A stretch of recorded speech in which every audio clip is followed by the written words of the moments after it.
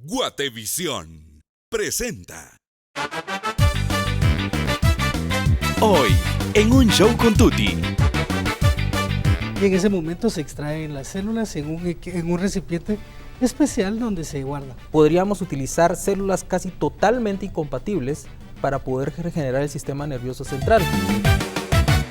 Muy buenas noches, amigos, y bienvenidos a un show con Tuti. Gracias por estar con nosotros esta noche. Tenemos un programa muy interesante hablando de novedades médicas. Empezamos ahora. Bienvenidos.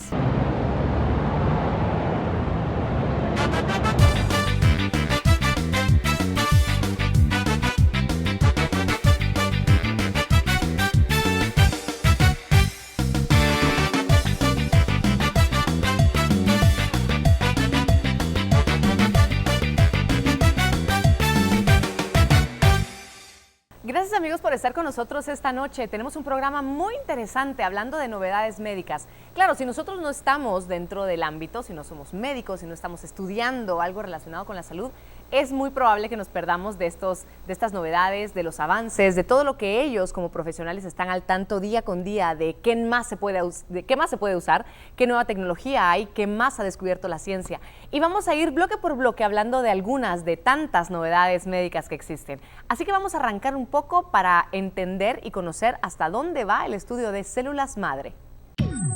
Las células madre estimulan la regeneración de los propios tejidos y producen fenómenos antiinflamatorios e inmunoreguladores. Se emplean como terapia regenerativa, ya sustituyen otras células dañadas por la enfermedad, así como curar leucemias, linfomas o mielomas. Se utilizan en otros campos como la medicina ortopédica o en lesiones cutáneas, y hay abiertas múltiples investigaciones de enfermedades degenerativas o patologías complejas. Para platicar un poco más acerca de este tema, que me parece apasionante, realmente me encuentro junto al doctor Byron Calwa. Él es médico y ginecólogo también, investigador. Bienvenido, ¿cómo está, doctor? Mucho gusto. Tuti, ¿cómo estás? Buenas noches. Bien. Buenas noches, gracias por acompañarnos. Y también nos acompaña el doctor Erwin Calwa, también médico e investigador. Doctor, gracias por estar con nosotros. Gracias, Tuti, buenas noches. Muchas gracias por invitarnos a tu show. Gracias por acompañarnos los dos. Han tenido ustedes, obviamente, la posibilidad de investigar, de trabajar, de entender bien esto de las células madre, que si bien hace unos cuantos años atrás fue un tema tabú muy fuerte, creo que dio mucho miedo el que se descubrieran, de alguna forma, el que se empezara a hablar más de ellas. ¿A dónde está ahora yendo la medicina a través de la investigación y el uso de células madre? Bueno, sí, hablando del tabú es cuando hablamos de células madre y el tabú, se habla un poco acerca del uso de células embrionarias. Uh-huh. Sin embargo, el tema que nosotros trabajamos son células adultas, que son células que se extraen específicamente del cordón umbilical del bebé, y estas se pueden almacenar y pueden utilizarse en algunos tratamientos que actualmente pues existen a nivel mundial y en Guatemala para las personas que puedan adquirirlo, ¿verdad? Y creo que es importante también especificar que esto se hace en el momento en el que el bebé nace, ¿cierto? Así en donde es. ya se retira la placenta y todo esto, es cuando se utilizan esas células del cordón umbilical, que se ha descubierto que es fabuloso, ¿no? Maravilloso. Claro, así es. El momento ideal, o sea, y el único momento en el que se puede extraer es al momento en que nace el bebé.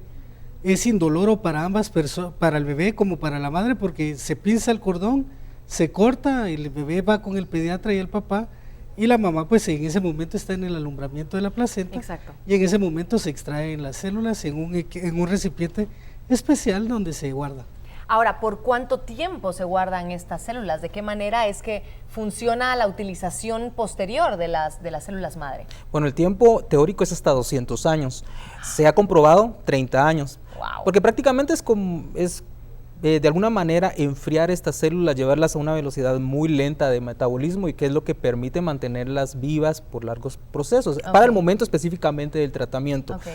Y en la actualidad pues se encuentran básicamente siendo aplicadas para enfermedades hematológicas y no hematológicas, es decir, que tienen que ver con la sangre o que no tienen que ver necesariamente con la sangre. ¿Cómo qué enfermedades, doctor? En el área de hematología se utiliza con frecuencia para lo que son leucemias, para lo que son anemias, que es donde principalmente ha sido la investigación y su aplicación terapéutica.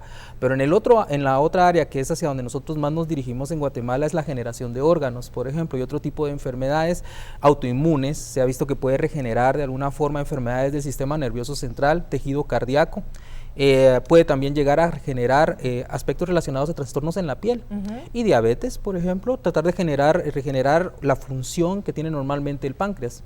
Ahora, entendamos bien cómo es que funciona esto. Las células madres son como la materia prima, digamos, de cualquier lugar del cuerpo. ¿Es así como lo podemos entender en un lenguaje más coloquial, doctor? Ok, sí, las células madres son unas células que vienen en el bebé, vienen de producir órganos y están en la sangre del bebé. Y estas células se pegan a cierto tipo de receptores y pueden funcionar creando ya sea un corazón, o una célula de corazón, una célula de páncreas, una célula de un hueso en específico. Como lo mencionas, es una célula prima. Okay. Entonces la podemos colocar en un ambiente especial donde podemos estimularla y poder crear cierto tipo de órgano o cierto tipo de célula para diferente tipo de enfermedades que se pueden trabajar. Con respecto al tiempo también tenemos que entender que estas células son almacenadas de una manera muy adecuada y no son congeladas, sino que se invernan. O sea que estas células se llevan a su forma más básica y más lenta de producirse. Entonces estas células siguen vivas, solo que es una fase en la cual no están cristalizadas, sino que están invernando, están como durmiendo, ¿verdad? Y eso permite que al momento en que se desinvernan, por decirlo así, pueden crear este tipo de órganos o este tipo de células que necesitamos en estas enfermedades. Ahora, para todo esto, regeneración de todo lo que nos hablaba, doctor, ¿cada célula madre es específica para un ser humano? Es decir, por ejemplo, si yo hice este proceso con una de mis hijas y guardé células madre, ¿en algún momento yo las puedo usar y ella o alguien más de la familia? Esa es excelente pregunta. De hecho, depende de cuál va a ser la aplicación. Hasta hace unos años atrás, y ciertamente es en el área de hematología, donde tiene que ver el aspecto de la sangre, pues hay un aspecto muy riguroso en el aspecto de realizar ciertas pruebas de histocompatibilidad, se llaman. Es decir, qué tan compatible es un sujeto con otro. Puede ser un 30-50%, también dependiendo del número de hijos. Si son 4 hijos, puede llegar a encontrar a uno que tenga el similar aspecto genético con uno de la familia. Claro, porque aunque sean familia, no son iguales, me queda claro. Exacto, pero en investigaciones que hemos realizado y experiencias ya en Guatemala, por ejemplo, en el área del sistema nervioso central, por ser un área que no es tan reactiva, podríamos utilizar células casi totalmente incompatibles para poder regenerar el sistema nervioso central, bajo cierta, digamos, una aplicación obviamente especial que se puede realizar y no es necesario que haya un 100% de compatibilidad. Es algo que se ha ido descubriendo y con las células madre de cordón umbilical, de hecho, es una de las ventajas que tiene contra células madre de médula ósea.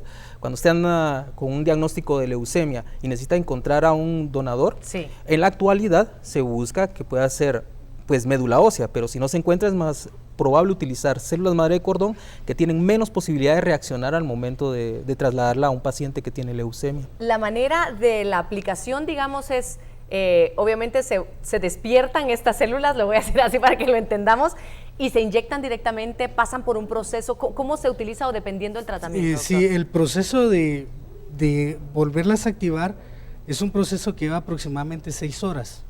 Esto tiene que ser, como es un material biológico, se tiene que utilizar un área completamente estéril. Se utiliza como que fuera un área, por decirlo así, de operaciones, ¿verdad? Y se utiliza equipo especial, ese equipo únicamente que se utiliza para ese procedimiento en ese momento. Va a depender por ejemplo, de qué tipo de lesión estamos tratando.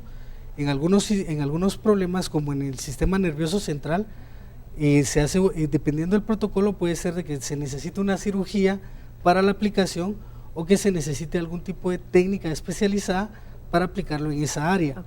En el corazón hay cateterismo, ¿verdad? Se utiliza un catéter especial para ello, se llega al área del problema y se pueden infundir a ese nivel. En algunos procedimientos aquí en Guatemala, en páncreas, hemos utilizado también el cateterismo, que es colocar un catéter, específicamente llega al área donde se hace la infusión de las células a nivel del páncreas y se aplican en esa área. Entonces va a depender del área donde estamos utilizándolo.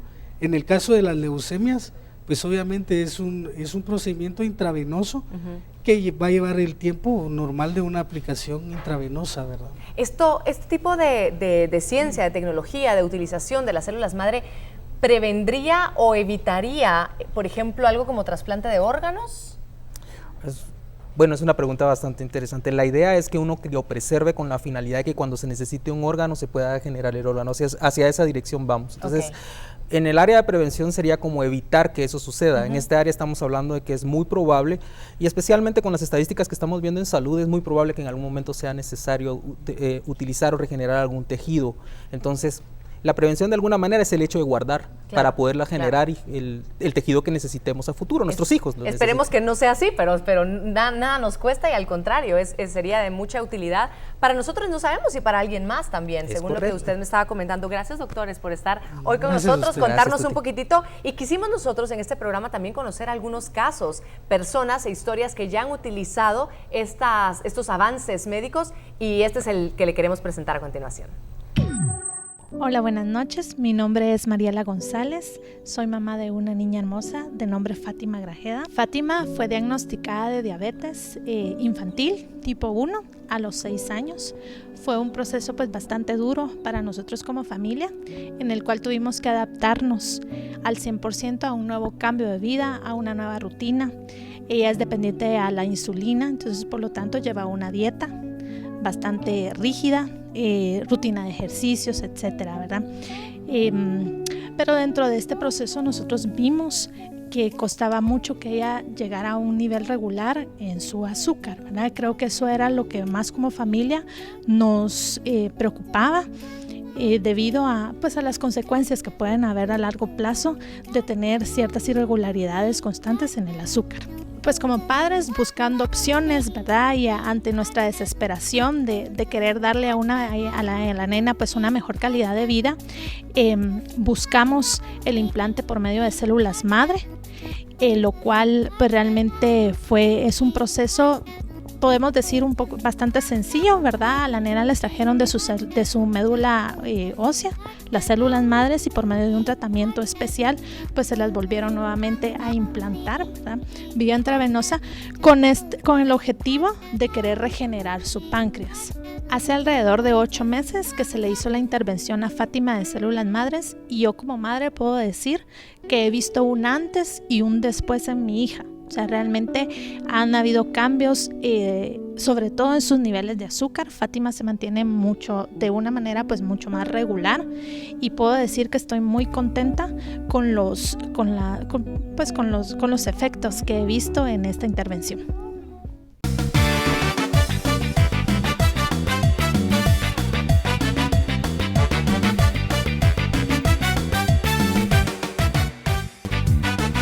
Al volver, Guatemala, que creo que hemos tenido una historia de no tanta investigación, es importantísimo que esto se desarrolle y cada vez más. Solo hay 4 países en América que no se realiza: Guatemala, El Salvador, Honduras y Nicaragua. Qué lástima.